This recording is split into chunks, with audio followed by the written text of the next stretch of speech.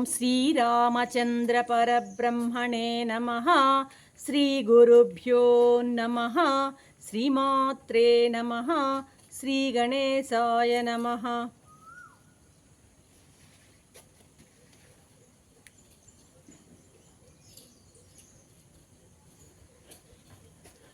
ప్రియాత్మ బంధువులారా, యోగ వాసిష్టం వైరాగ్య ప్రకరణము 28వ భాగం. నిన్నటి ఎపిసోడ్లో శ్రీరామచంద్రమూర్తి శరీరం యొక్క జుగుప్సను గురించి, శరీరం గురించి కూలంకషంగా విశ్లేషించి ఈ ఎపిసోడ్లో మానవుని యొక్క మొదటి అవస్థ అయినటువంటి బాల్యావస్థను గురించి విశ్లేషణ చేస్తున్నారన్నమాట. మామూలుగా మానవుడి జీవితంలో 3 దశలు ఉంటాయి ముఖ్యంగా. 1 బాల్యావస్థ, 2 యవ్వనము, 3 వార్ధక్యం.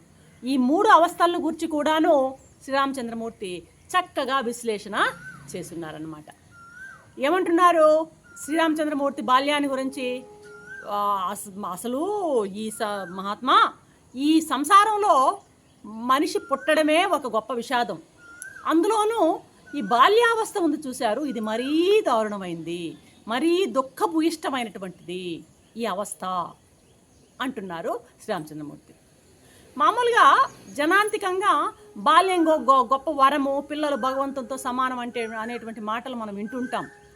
అయితే అవన్నీ కూడాను పెద్దవాళ్ళకి పిల్లవాళ్ళని చూస్తూ ఉంటే కలిగేటువంటి అభిప్రాయాలే కానీ వాస్తవానికి పిల్లవాడి యొక్క ఆ బాల్యం అనేది చూసారా, అది చాలా దుర్భరంగా ఉంటుంది.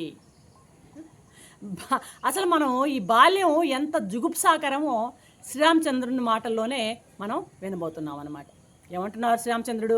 మహర్షి, శక్తిహీనత, ఆపదలు, ఆశ, మూగతనము, మూర్ఖత్వము, ఆటలపై ఆసక్తి, చపలత్వము, దైన్యము, ఇవన్నీ బాల్యంలో సంప్రాప్తించేటువంటి ఆ చెడు గుణాలు.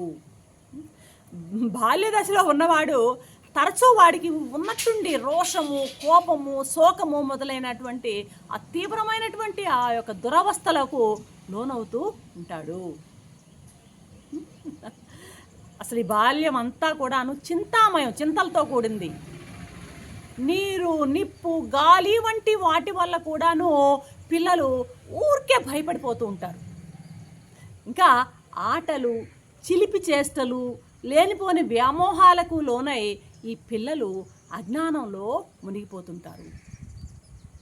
మహాత్మా, పనికి మాలినటువంటి దుడుకు పనులు చేసి పదే పెద్దల చేత శిక్షలకు గురి అయ్యేటువంటి శైశవ దశలో శాంతి ఎక్కడుంటుంది అని ప్రశ్నిస్తున్నారు శ్రీరామచంద్రమూర్తి.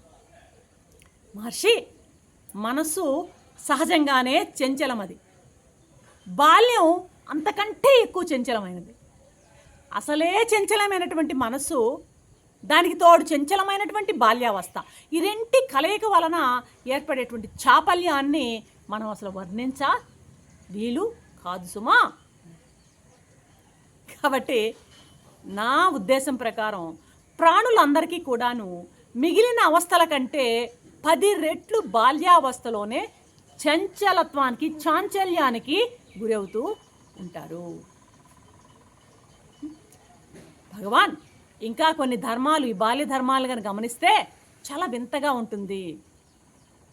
ధనికుణ్ణి ఆశ్రయించి ఇతర జనులు ఎలాగా జీవిస్తుంటారో దుఃఖాలు, దోషాలు, పీడలు ఆ బాలుని ఎప్పుడు ఆశ్రయించుకునే ఉంటాయి. ప్రతిదినం కూడా వీడేంటి కొత్త వస్తువులు కావాలనేటువంటి ఒక కోరిక, అవి దొరకకపోతే మనోవికారం, ఏడవడము, ఆందోళన చేయడము, ఇవన్నీ కూడాను సహజంగా మనం బాల్యావస్థలో చూస్తుంటాం. మహాత్మా, ఈ బాలుడు ఊరకుక్కలాగా చిన్నదానికే సంతోషిస్తాడు, చిన్నదానికే దుఃఖిస్తాడు. చిన్న విషయానికే సంతోషం, చిన్న విషయానికే దుఃఖం అనేది ఈ బాల్యావస్థలో చూస్తుంటాం. ఎప్పుడూ రోదన, అమేద్యంతో అమేద్యం అంటే ఏంటి? టాయిలెట్. వాడి పాపము ఆ విసర్జక పదార్థం కూడా వాడికి తెలియదు. వాడు మలంలోను మూత్రాల్లోనే పొలుతూ ఉంటాడు, దాంతోనే ఆడుకుంటూ ఉంటాడు. అమేద్యంలో కూడా క్రీడిస్తాడు ఇతను. భయము, ఆహార వాంఛ, దైన్యం, కనిపించే దాని మీద, కనిపించని దాని మీద కూడా కోరిక, బుద్ధి చాపల్యం, ఇవన్నీ కూడాను బాల్య ధర్మాలు. వీటి వల్ల కలిగేదంతా కూడాను ఆ బాల్యావస్థలో దుఃఖమే మహాత్మా. కోరినవన్నీ దొరకలేదని కుక్కపట్టి ఏడుస్తాడు. దుందుడుకు చేష్టల వలన బాలుని కలిగేటువంటి దుఃఖాలు మరి ఇంకెవ్వరికి కలవంటే వాడు ఊరికే నడుస్తుంటాడు, పడిపోతాడు, జారి పడతాడు, నీళ్లు పోసుకుంటాడు, ఆ నిప్పులో చేలి పెడతాడు. దుందుడుకు పనుల వలన వాడికి కలిగేటువంటి ఆ యొక్క దుఃఖాలన్నీ మరెవరికి కలగవయ్యా. ఇక సరే బాగానే ఉంది, విద్య కొరకు పాఠశాలలో వేస్తారనుకోండి, ఇంకా అక్కడి నుంచి వాడికి మహా కష్టాలు మొదలవుతాయి. పక్షులైనా సరే ఆహారం కావాలి అంటే అటు ఇటు ఆ పక్షి పిల్లలైనా వాళ్ళ తల్లి పక్షి పెట్టకపోతే అటు ఇటు తిరిగి ఆహారానికి అది ప్రయత్నం చేస్తుందేమో కానీ మరి ఈ శిశువుకి ఆకలి అయిందనుకో ఏమీ లేదు పాపం, ఏడవడం తప్పితే వీడు ఇతరులు ఎవరన్నా కనికరించి పెడితే తప్పితే వీడు నన్ను కావాలనేటువంటి అడిగేటువంటి ఇది కూడా ఉండదు. ఆకలి అవుతుంటుంది, ఎవరన్నా పెడితే బాగుండు, ఇంకా ఎవరు పెట్టలేదు, ఏడుస్తూ ఉంటాడు అనమాట. చెప్పలేడు, ఏమైంది చెప్పలేడు అనమాట. కాబట్టి ఇంకా చూడండి, పెద్దలు విధించేటువంటి శిక్షలు చిన్నపిల్లల్ని భలే కొట్టేస్తూ ఉంటారు. చాలామందిని చూస్తుంటాం, తల్లుల్ని కూడా. ఆ శిక్షలకి నిస్సహాయంగా వాళ్ళేం తిరిగి కొడతారా పాపం, నిస్సహాయంగా ఆ పెద్దలు, తల్లిదండ్రులు, ఉపాధ్యాయులు వీళ్ళందరి దగ్గర కూడాను భయాన్ని వాడు భయపడుతూ ఉంటాడనమాట. తనకంటే పెద్దవాళ్ళ ముందు, ఆ తల్లిదండ్రుల ముందు, ఉపాధ్యాయుల ముందు ఎప్పుడు భయమే వీడి బతుకంతా అనమాట. నిద్రలో ఏవేవో ఊహించుకొని కలవరిస్తూ ఉంటాడు. ఇష్టమైన వాళ్ళు దూరంగా ఉంటే అమ్మగాని ఒక్కరోసేపు దూరం పోతే బెంగపడిపోతాడు. అసలు బాల్యం అనేదే భయానికి నిలయం మహాత్మా. వృక్షం ఎలా అయితే తన అనుభవాలని, అంటే దానికి వేడి తగిలినా చల్లదనం తగిలినా అది పైకి చెప్పలేదో, ఎవరికి చెప్పలేదో, అలాగే బాలుడు కూడా తన అంతరంగంలో కలిగే బాధలని పైకి చెప్పుకోలేడు. భగవాన్ ఇటువంటి బాల్యావస్థలో ఏదో సుఖం ఉన్నది అని ఈ జీవులు మళ్ళా జన్మల్ని పొందుతున్నారే. అసలు ఈ విషయం ఆలోచిస్తేనే నాకు చాలా జాలి జనాల మీద. అనేకమైనటువంటి రోగాలతో విక్షేపాలు కలిగి వివేకం ఏమాత్రమూ